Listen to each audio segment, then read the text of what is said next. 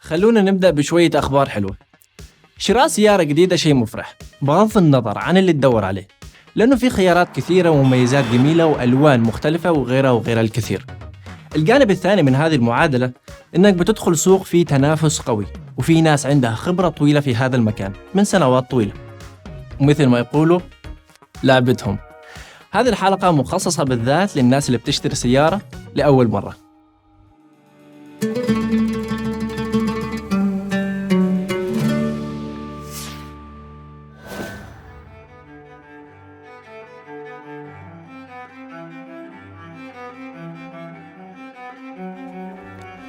امتلاك سيارة شيء جذاب، وهذه النقطة ما حد يختلف عليها، لكن في شيء مهم. القروض تاخذ وقت طويل عشان نسددها، وذوقك ممكن يتغير في السيارات خلال 5 سنوات قدام. تخيل معي، خلال 5 سنوات انت المستقبلي ممكن تريد شيء فنان، لكن تعرف ايش؟ انت المستقبلي ما بتقدر تتحمل التكاليف، لأن أنت المستقبلي بعدك تسدد قرض أنت الحالي على وشك إنك تاخذ، وأنت المستقبلي أصلاً مليت من هذا الشيء الفنان. الحين خلينا نتخيل أنت المستقبلي إذا أنت الحالي خاذيت قرض صغير اليوم، ذاك الوقت في المستقبل تكون خلاص سددته، وبتقدر أنت المستقبلي تشتري الشيء اللي خاطرك فيه، وأنت المستقبلي بتقول لنفسك يا أخي أنا كنت ذكي زمان.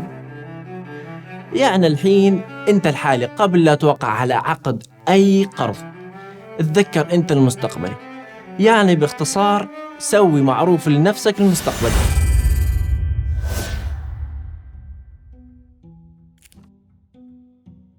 الحين وكأني أقنعك ما تشتري سيارة، صح؟ طيب خبرني، هل فكرت في استخدام سيارة مشتركة مع صديقك؟ طيب حد يسكن معك في البيت يوصلك الدوام ويرجعك البيت؟ انزين النقل العام ايش فيه؟ صحيح لو قارنته بالسيارة بيكون بطيء وما مريح، بس لا تنسى ان الموضوع فيه مشي زيادة وتوفير زيادة بعد. وعلى الجانب الإيجابي يعتبر تمرين، لا وعندك وقت تلعب بتلفونك شوية مع واي فاي مجاني، وفوق هذا كله رصيدك في البنك يزيد ويزيد، يعني عندك خيارات حلوة. طيب خلينا نشوف فكرة استئجار سيارة. هالفكرة ما ننصح فيها، لأنها في كل الأحوال بتكون تكلفتها أكثر من شراء سيارة على المدى البعيد، والمبلغ اللي بتدفعه ما بتكون ملكت فيه شيء. استئجار سيارة لفترة طويلة يعتبر فكرة غير محبذة.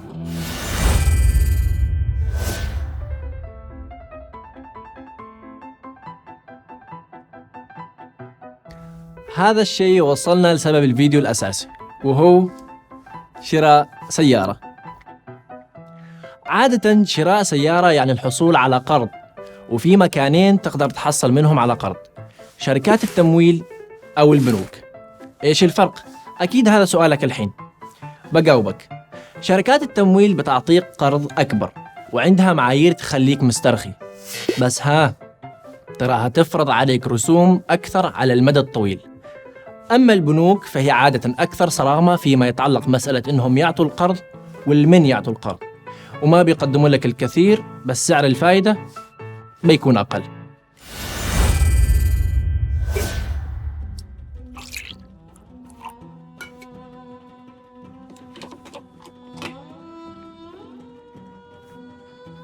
أعرف أن هذا كان الدرس الأول، وبصراحة يستاهل التكرار. أريدك تفكر في أنت المستقبلي بكل جدية.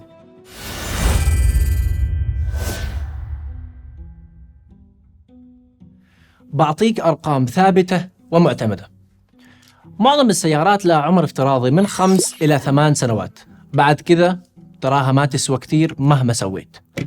مثلا لو أنت أخذت قرض لمدة 10 سنوات عشان تشتري سيارة، بتشوف إن الأقساط ما كبيرة، لكن لما تبيعها بعد فترة وتساوم فيها بتكون بعدك تدفع قيمتها كل شهر للبنك. بعض الناس يسووا كذا، يشوف الدفعات الشهرية منخفضة ويعتقدوا إنهم محصلين صفقة حلوة، بس للأسف دايما يندموا عليها. فخلي في اعتبارك المدة اللي بتكون فيها السيارة اللي بتشتريها جيدة، واختار قرض لنفس المدة. ترى عمر السيارة الافتراضي قصير. سوق السيارات واسع، أنت تريد تشتري سيارة وهذا شيء مشوق، بس بالنسبة لهم هو شيء جاد وتجاري. خلي بالك، أسماك القرش تتغذى على الصيمة، وفي أسماك قرش كثير حواليك، وأنت أحلى صيمة. أول شيء تريد تسويه هو إنك تكلم شركتين تمويل وبعض البنوك. لا تسألني أي شركات وأي بنوك، ما مهم. وتكلم مع أصدقائك وأهلك عن طرق تمويلهم لسياراتهم، واشرح وضعك بوضوح واستمع لردودهم. وبكذا صارت عندك فكرة أفضل بكثير عن خياراتك. هذه الحركة بتخليك تفكر بواقعية أكثر وتعطيك ثقة أكبر.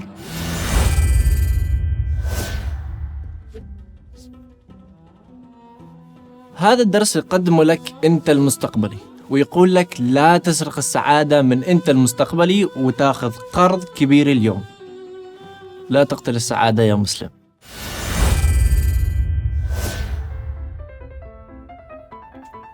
ما بتكلم واجد عن هذه الفقرة.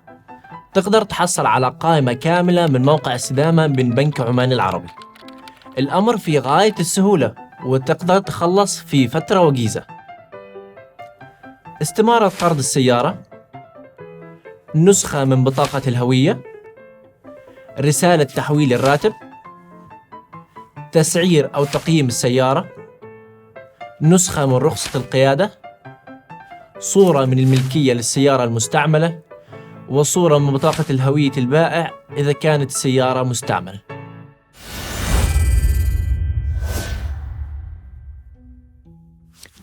النسب أسهل ما يمكن.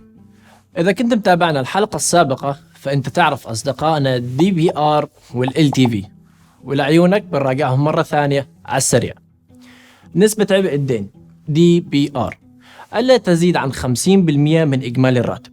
في الأساس لازم تكون أقساط القرض أقل من 50% من راتبك.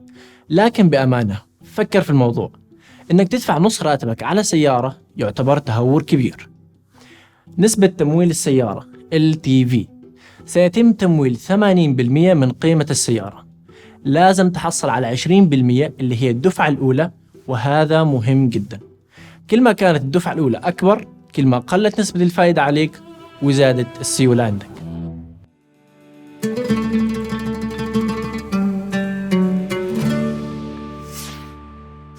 نصيحتي لك هي شراء شيء مناسب وبسعر معقول. أعرف أن البعض منكم ما بيسمع كلامي، وأعرف السبب، بس تذكر إيش كنت تريد قبل 5 سنوات وقارنه باليوم.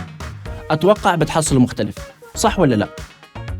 طيب علشان كذا لا ترتكب هالغلطة وتقيد نفسك بمبلغ ضخم وتكون مديون. خليك حر ومرتاح. شكرا على المشاهدة، وأتمنى تكونوا لحظة وصلتنا رسالة. هذه من أنت المستقبلي. اسمع وش يقول. ترى كل جديد يقدم، فكر واختار بعقل. أنت المستقبلي رائع. لو تكرمتوا شاركوني بتعليقاتكم واقتراحاتكم العبقرية تحت، وأنا برتب رموز تعبيرية لكل واحد منكم من لوحة المفاتيح العالمية اللي عندي. وانضموا إلي في الحلقة القادمة الدرامية والرومانسية من نصيحة مالية من بنك عمان العربي الأسبوع المقبل، اللي بقدم فيها ضيف خاص. تحياتي لكم والسلام.